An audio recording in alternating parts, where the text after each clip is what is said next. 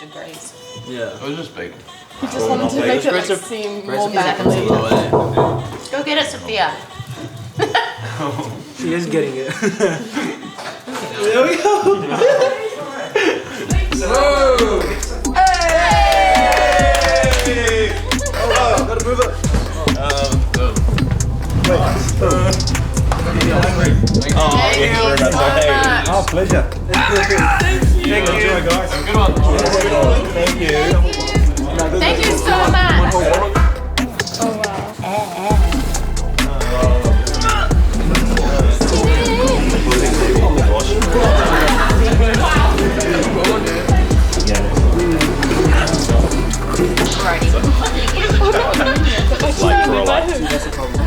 I thought while we were all here, we could have a wee chat about friendships, considering it's like the theme that we're chatting about at youth at the moment. So, thought I'd kick us off with a question. First question, have you ever done anything cringe or like weird to fit in with like the friend group that you've got, or like to be popular or whatever? I jumped into a baptismal pool. I do a lot of cringy things sometimes. Still thinking, can't really think of one. Well, I guess when you have no friends, then, then you Come don't to the right really, you don't really need to have friends. Do you guys feel the pressure though to like fit in? Yeah. Yes. Yeah? I think it's for like, because if you're in the church environment, you don't, because everyone is Christian. But I think when you go like to work and they swear or know songs that you don't know, then you kind of feel a bit awkward, because I don't know, some people can view being Christian as being like, you don't, like, you're so holy and you think you're better than everyone, and that can be awkward. Oh, like don't know normal stuff. Yeah. Yeah. Yeah, that's fair. Like when all your friends know like all the Drake songs, and I'm like, Yeah. Or they just don't tell you things. They're like, oh no, you wouldn't understand. Yeah. So then you like feel the need to change so that you get told things at work. Yeah. Yeah. So do you feel like sometimes you can get like left out from things? Yeah. Because they just assume, oh, you're Christian, you're not going to understand what we're going through. Oh, well, you never know, you know? Yeah. So then you feel the need to like change yourself or change what you say around them. So then they think you're slightly different than what you actually are. What about you guys? Do you feel the pressure? I think like I used to a lot more than I do now. Yeah. I remember in high school, like, when I first came over, like I was playing rugby and everything, and I had this pressure of feeling like I had to hang out with all the good rugby players. And when I was hanging out with them, they were saying, oh, you're not good enough, you have to be faster, I guess, or be stronger than them. Because they were like always stronger and bigger than the size that I was. And what made me do was like try and work hard for them to see it. Like I felt like for them to kind of be impressed. And to be honest, none of them were impressed. Like after like 1 year, first year, even when we left high school, they're still not impressed. But like looking back at it, like I'm just like, I should have just done it for me, I guess. I didn't have to kind of like impress anybody, because when I started coming to Jesus, realizing that, you know, like God is for us and he loves us so much, you don't have to get rejected, you know, like when you know that he's for you and he will never forsake you, you have the mentality of like, oh, I don't have to impress anybody, you know, God loves me so much, and if anyone like doesn't like me, it doesn't matter, because I've got a God who loves me. So I guess that's like that pressure I felt in high school, was trying to impress like all the popular kids, and like I feel like it's just like choosing those relationships to invest in, like relationships that you're going to get something out of, instead of putting on all this hard work and investing into a relationship that you don't gain anything out of, and that ends up making you somebody who you don't want to be. I feel like that's really easy to like almost lose who you are just to like fit in with friends. Like I remember at school, like I did some stupid stuff just because all my friends were doing it, and it was kind of like what you were saying, like you can't relate to them because you're not doing the same stuff. So I guess if we do the same stuff, then we can like be relatable and like have those friendships. But then you just end up doing stupid stuff and you're like, I didn't even want to do that in the first place, you know? See, I went to an all-boys high school, and then for some stupid reason to try, I wouldn't say it was because I fit in, but I'd say like in the root of it, there was like a kind of thought around being accepted. And I decided to like, I mean, if you know me, you know I suck at sport. But like back, I know, surprising, right? But like, even back then, I remember trialing for the football team. I actually made the second best team. How many teams were there? there was excuse me, it was a sporting school.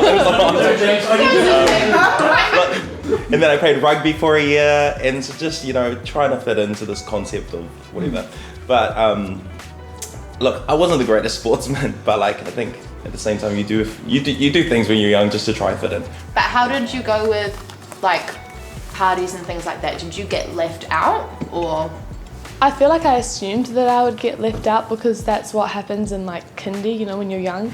But I don't remember that part out. It was a long time. But like maybe it's a maturity thing. The people at work, they kind of just like, oh, just you do you. Just don't like try to persuade me to be Christian, you know? Do you feel like then, like your faith is almost not compromised, but do you feel like you almost have to like shrink back a little bit and like not be as open about your faith because because then I feel like if I am open, then they come at you for it a little bit, like judgmental. Yeah, but you don't want to be judgmental because that's not what the Bible teaches us to be like.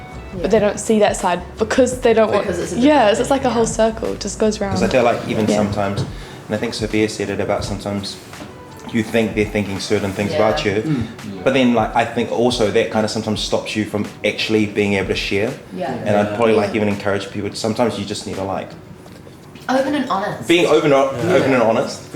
Like, I mean, your imagination's always going to make it worse than it actually is. Yeah, so true. Like, and I guess like when I finished high school, I realized a big thing, and like I guess it was like really humbling realizing that not everything is about me, you know, like when you kind of like not everything is about me, like because I always feel like oh yeah, everything is about me, like this person didn't do this for me and this person didn't do that. But when you get that out of that like concept of thinking everything is about you and start looking out and thinking about others, it makes you feel, I guess, feel better, and you feel it takes more pressure off you knowing that you can help others, you know, like on social media nowadays I scroll through like videos and it's all just sad, like sad scenarios, everything is just like depressing, and that's the thing is that like I feel like Siri hears what like our conversation and stuff, and like it goes on your phone, and then all you see on Instagram feeds is like sad like scenarios of like, oh, this person, like why am I always asking them how they're doing and they're not asking me how I'm doing? Like first of all, everything's not about you. Like just think about it, like if you have mom and dad and everything, you know, taking care of you, then you should start looking out and helping others instead of just like thinking that everything's about you, you know. So I guess so then like I guess kind of jumping off that, how do we, like as Christians, it says in the Bible that we are the light on the hill, like we're supposed to be the example, what you guys were talking about. How do we do that for people? Like how do we love on people who don't necessarily have the same views as us, the same beliefs, are living completely different lifestyles? How do we still be relatable to them and like love on them? So like in the Bible, God like went and sat with the prostitutes, like he didn't judge people for their past. So I don't think you need to go down to that level, but you can still, you don't have to, I think, because sometimes you can feel like because you believe differently you get freaked out and you don't even want to put yourself in a situation where you're with people who are different from you. But actually you don't, like you're still a person, you still have value, you believe something different, and they do that's too, okay. right? So if you're just kind, you don't even have to be all like biblical and holy about it. You can just be kind, and then you're kind, and you don't have, like, because I don't swear, and then at my job like they swear quite a lot, and then they try and get me to swear, but I don't swear. And I think if you're kind but you still respect your values, I think they'll start respecting your values, and you can have like a mutual friendship without actually, you know, making it about who believes what, because you don't actually always have to make it about we don't believe the same, because you know, you know, because it's just like a competition if you do that, And I think the more you're kind to them, they might actually want what you've got, and they can slowly, you know, soften to it. Whereas if you come so hard, like you shouldn't swear, you shouldn't do this, they can close off. I guess it's like all comes down to action as well. Is that like if you always show them like stay consistent, and it pops up in their head, and you're like you come to school, you can be at parties and everything, and you're still consistent with it. Like you don't, you like your action doesn't change. It makes them think. It plays with their mind a lot because they ask you like, why are you so different? And that's when you come in and say, oh, I met this person, his name is Jesus. And you kind of just lean into it. And some people you don't have to force it to them, but when they see your action and it's so consistent, then they'll be like, man, I want what he has. I think in like, especially in like today's day and age where like mental health is just like wild, and like we as Christians have like the hope of the world, and when because lots of people like experience the same things, like not identical, but we're all going through similar stuff, like similar stages and things like that. But I think like if we are able to be consistent, like why is Minnie so happy all the time, even when like bad stuff happens? Like why is he always just happy? How is he not on antidepressants? You know? And so like even just being like that for someone, just that's showing them Jesus, you know? Yeah. It's kind of like what they like always, you know, you hear it often in church about majority of the world will read the Christian before they read the Bible, and that's where I think setting an example is so huge. And I think about, I was thinking about the whole fruits of the Spirit and love, joy, peace. Don't ask me to list them because I always forget them or get them in the wrong order.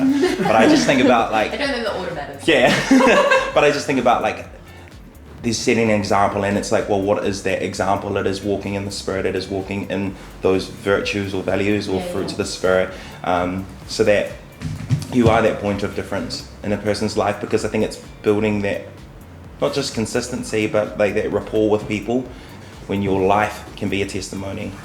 Not just on Sundays, but like Monday to Saturday when you're at your workplace and stuff like that. I think it speaks, the whole action speaks louder than words. Things.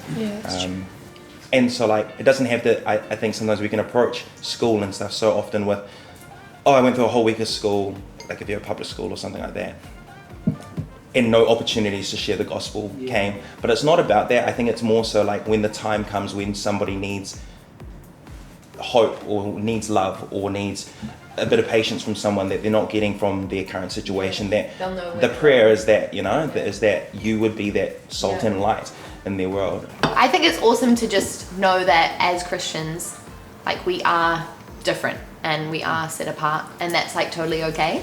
And it's kind of like what I was talking about in my message last week, was that God has actually called us to be set apart, and so we're not supposed to look like the world, and that often like brings conflict. So I thought next week we could talk more about conflict, because I think every friendship has conflict, no matter whether you agree or disagree, if you're Christian or non-Christian, whatever.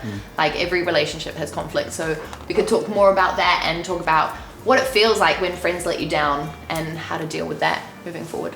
So we'll see you guys next week. Tune in with us at 7:30 on YouTube, same place. Bye. Bye. See you soon. Thanks so much for tuning into City Impact Youth. We hope you guys were inspired by this video.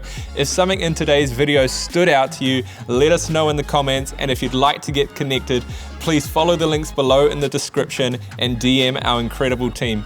We believe great friendships don't just happen, but they take wisdom, sacrifice, forgiveness, and hard work to maintain. And Jesus is our greatest example of how to live, and we pray that you would live more like him each day. And if you haven't, like and subscribe to this channel, and we'll see you next time.